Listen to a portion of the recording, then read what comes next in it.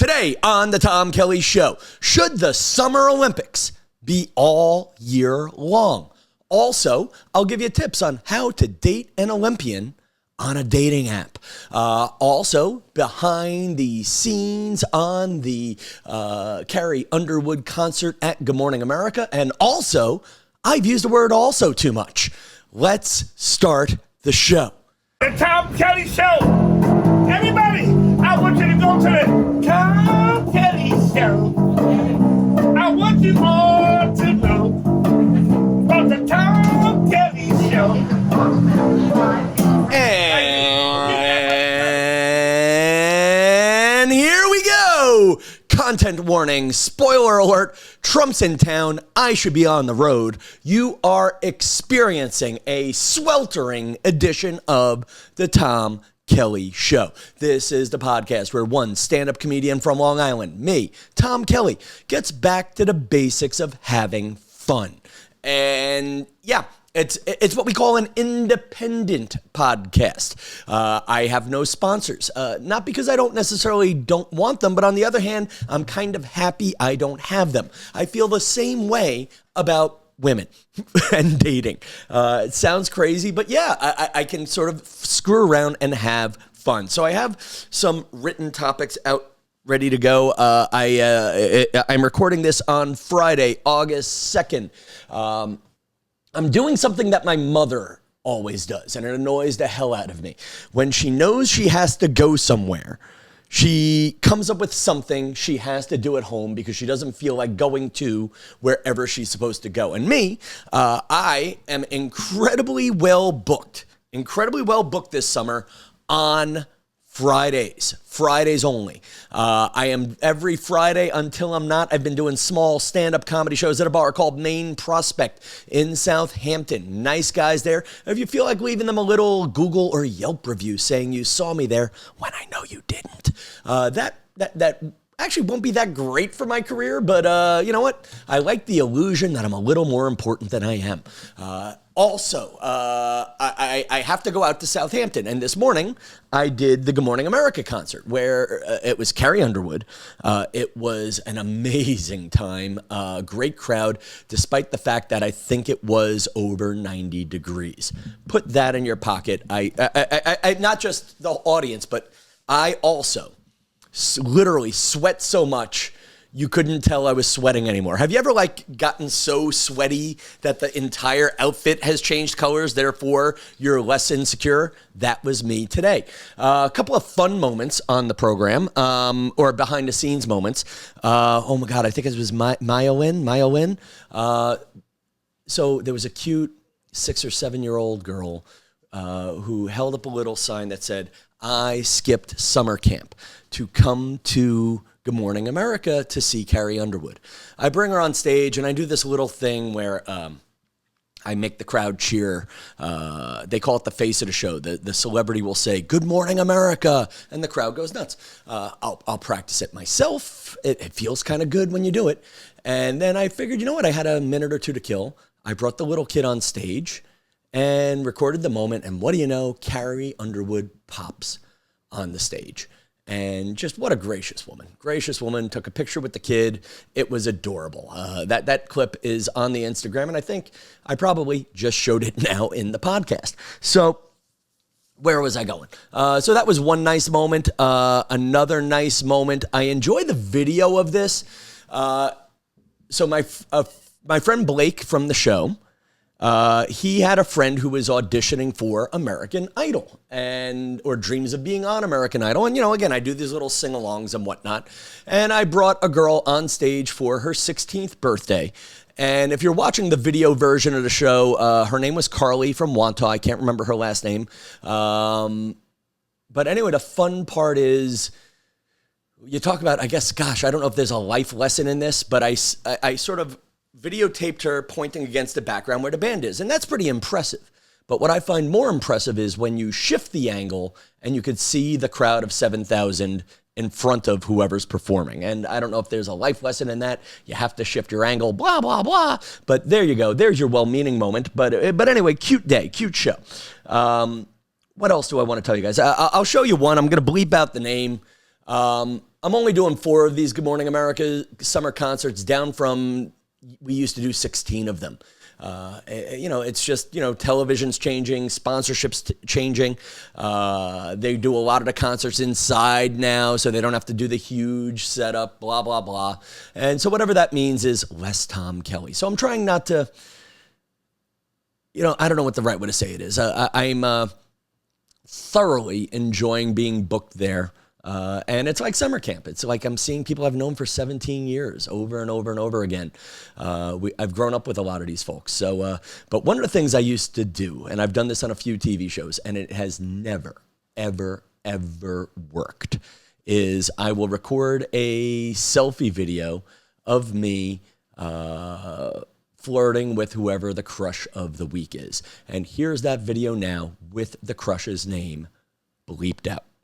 Hey, it's Tom with the audience at Good Morning America! So I invited to come to the show this weekend, but she said she'd rather go to a New Kids concert. Who thinks next week she should invite me to... Good job, Jack. All right, guys. That was from last week's Green Day concert, where basically, and all you need to know is big swing, big miss. So I was in a bit of a depression yesterday, but that's irrelevant.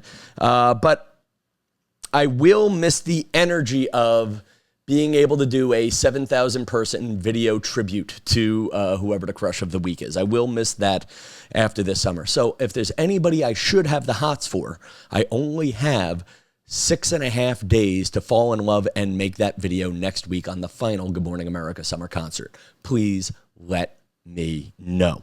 All right.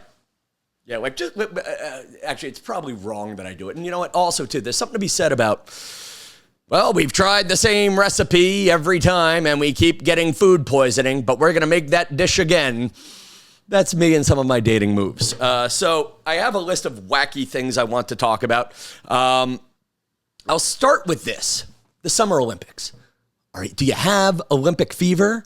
I have it, and I haven't watched any of it. I'm just reading about it. I'm watching clips of it. I don't even have cable in the apartment. I don't even know what channel. I don't even know if my parents have Peacock or any of the upper, like they used to call it the triple play back in the year 1980 something, where they gave you 3 channels of NBC to watch sports. There would be no CNBC, there would be no MSNBC, and you would just have 3 places to watch sports. There's a lot of great things going on in sports. Like it turns out bronze medal Olympic rugby player Ilona Maher, Irish name, Ilona Maher. By the way, that is just Mar is one of the least attractive Irish last names. Turns out she went to my college, Quinnipiac, where the Quinnipiac club team, I think, is now a full sport. Anyway, I thought that was cool. 2 million followers on 2 million followers on Instagram. This woman, very funny, very body positive image. She is 19 years younger than me, so there goes that dream. But very inspiring. So who'd have thought, wow, now I guess that makes me the second most famous Quinnipiac alumnus. Anyway, I haven't caught any of the games. I haven't caught the rugby. I haven't caught the volleyball. I have not paid attention to the basketball or the swimming. And that just gets me into this thing of, in this age of television falling apart, why aren't the Summer Olympics all year long? I know what I said there. Why aren't the Summer Olympics all year long? I mean, there are so many things I want to check out. It's summertime. I'm busy, and it's just too much all at once. Okay, I have a job, people. I know it doesn't look like that. I should be in a car driving to the Hamptons right now. I don't have time to watch the Olympics. But if we spread out the events, that gives everybody a chance to shine. Yes, I'm thinking of curling and archery, 2 sports I would never watch on purpose. See, that's the one thing I loved about the 2020, the PANDEMIC. I don't even say that out loud because I'm afraid of all the algorithms blocking me for using that word. So I don't even know if I should spell it correctly. We'll just call it the PEEMIC. ANDEMICCCCC. There you go. Threw you off, big brother. Take that, algorithm. Anyway, the one thing I liked about that time of year was ESPN was showing all of the alternative sports. And I love Olympic sports. I love alternative sports. Let's face it, I'm not going to sit down on purpose to watch a women's rugby game. That said, I'm not sitting down to watch too many other sports on purpose either. That said, again, you know what though? I will watch a women's rugby game at the bar if it happens to be on. So that's my thing, is let's spread out the Olympic sports. And you know, if you have that way, we don't need that whole Olympic village, okay? We don't need, like, seriously, and if you spread the Olympics out, you don't have to worry about the athletes all having unprotected sex and getting herpes, which apparently is a big thing. That's why they put cardboard beds into the Olympic village. That's right. Tom Kelly says save money on cardboard beds by just booking one event at a time. And hey, then people could just get a hotel room and it spreads all the money. I'm sure somebody's thought about this, but I'm just saying, folks. And then you could do the winter sports, like you could do women's basketball. You could do that as it gets colder. Like, I know you're saying, Tom, the Summer Olympics? Are we going to do the Summer Olympics in November? Maybe if you do the ones that are indoors, like your gymnastics, your swimming. They're not swimming outside, though. My applause to the New York, not the New York, the Olympic triathletes swimming in the rain. The Seine, is that what we call that French river? The Seine, the polluted river. And honestly, I've swam in the Hudson 3 times for triathlons back when I was in shape and still had hopes and dreams. And I just say this, that's a real thing you have to worry about. If everybody flushes their toilet at the same time, boom, triathlon's canceled.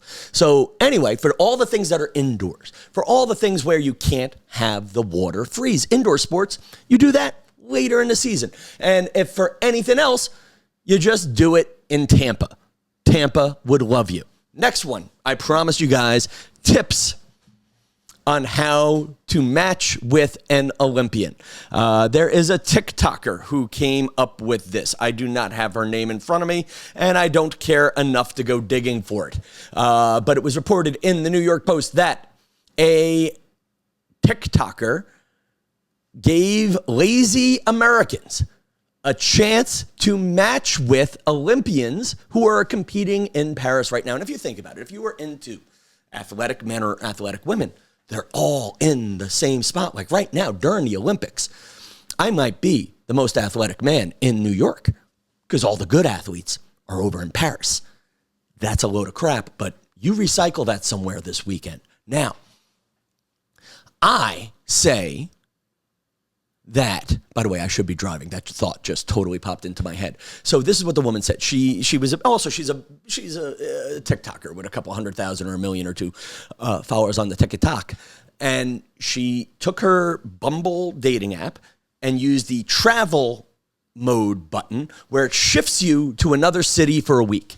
And she shifted herself to wherever Olympic Village is. And I know it worked. I know it sort of works. Okay, what does work mean? I'm at least showing up in Paris. I saw one NBC sports reporter who I know is in Paris right now pop up. We didn't match there either. But hey, she's single. You know who you are. Call me. Anyway. I also had a lot of coffee and just took a nap. So anyway, here's the thing. There's a few legit athletes that will come up on the app. And then you're also matching with the other American douchebags just like you, who are trying to date someone better than you. And I kind of enjoy that illusion. So the reality is, I'm swiping right on all of these American women who believe they're hot enough to date a gold medal Olympian in France. But they don't have the money to go to France. And before you judge them, that's me. I'm that douchebag. People used to tell me I looked like an out-of-shape Ryan Reynolds with less hair. Do you think that, people? You know what I look like. Do you think that? I just saw Deadpool 3 or Deadpool and Wolverine last night. So I have a little bit of the Deadpool pitter-patter. And Ryan Reynolds makes me a little bit funnier, or not funnier, but I do want to just adopt his pitter-patter. I don't know if that was an impersonation, but that's just how I feel. Anyway, back to me being amazing. I wasn't overwhelmed by it, and I'm just going to take that. You can leave a comment. I found Deadpool vs. Wolverine visually appealing, but plot-wise, yeah, I thought Deadpool 1 was a stronger story. Hard to believe. Other things here. You know what? Let me do the show and tell portion, because we're at about 4 minutes left, and I want to get back to the plan of 2 20-minute podcasts per week, or maybe a couple of shorter ones. I don't know. We'll figure it out. We'll figure out what we want out of the podcast. Quick magic mirror moment. Oh, magic mirror. Quick shout out to my friend Liz Deegan, who said that podcast Tom Kelly is the most authentic Tom Kelly and is the best Tom Kelly. But sadly, folks, for all the places I am Tom Kelly, it is the lowest rated Tom Kelly.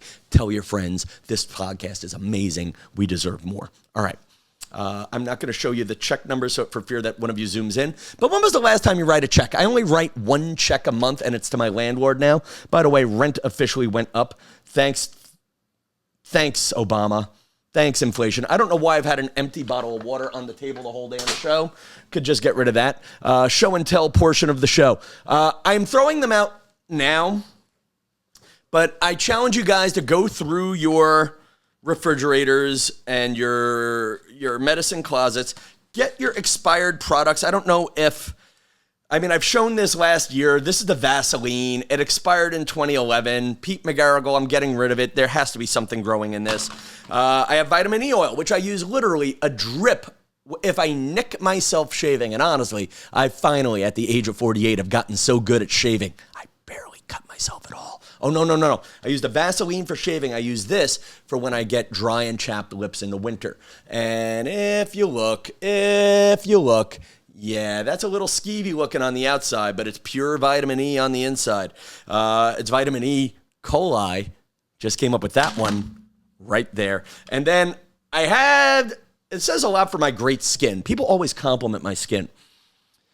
I have not a tub, but a little drippy drip of Clearasil that expired in 2017.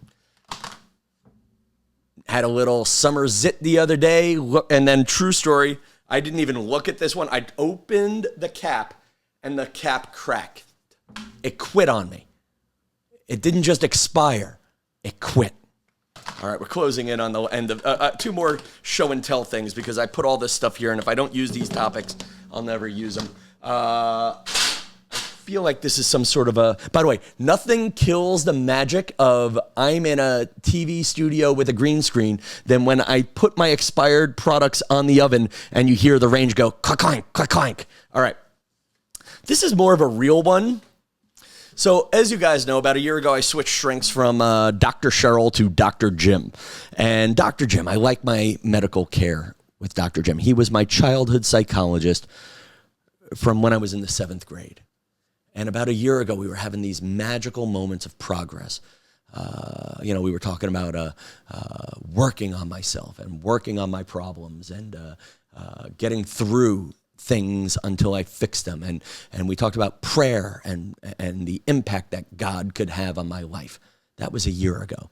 And then literally last week, he sent me a book, The Subtle Art of Not Giving a Fuck. We have gone from the power of prayer and fixing ourselves to the subtle art of not giving an F. I think Jim's about to drop me. I think Dr. Jim is about to drop me as a patient. And the last thing, as we close up the show, and I can't tell what you guys want more or less out of me, but I have a backpack that has just become a remote podcasting / comedy kit. I have I carry this giant backpack around, and I don't put any, I put in my laptop, I put in a camera tripod for the phone. There is 2 remote microphones and a bunch of little computer wires. And then I'm realizing no human being stuff at all. And I'm just always traveling, always ready to podcast. So, and one day I'll record the differences in the show, but I have also built this studio. But when you hit this point now where anybody can have a studio, do you want to see me on the road more? Do you want to interact with me in the field? I feel like you guys love it when I'm on an adventure, which I better go start right now. End of the show, people. What's the ask? If you just keep interacting, keep having fun with us. Let's keep the family together. If you're on YouTube, leave a little comment and a thumbs up. Hit the little notify button on my channel on Instagram and YouTube. So that way I show up before the celebrities and I annoy you. Yeah, you know what? You deserve it. I do this podcast for free, people. It's really all I have. And then what else? Yeah, show love where love can be shown. And, you know, it sounds crazy, but right now I'm in an upswing of my career between the show with Shaquille O'Neal, between certain amounts of Instagram success where I'm pandering to the people on Long Island, and, of course, with the Good Morning America concerts and these shows that I'm doing out in the Hamptons, I've been busy. And I just want to say I remember you guys who support me and connect with me when I am less busy, because you help me figure out which Tom Kelly I want to be. Thank you. All right, folks, until next time, either it's Wednesday or a week from now, good night, New York.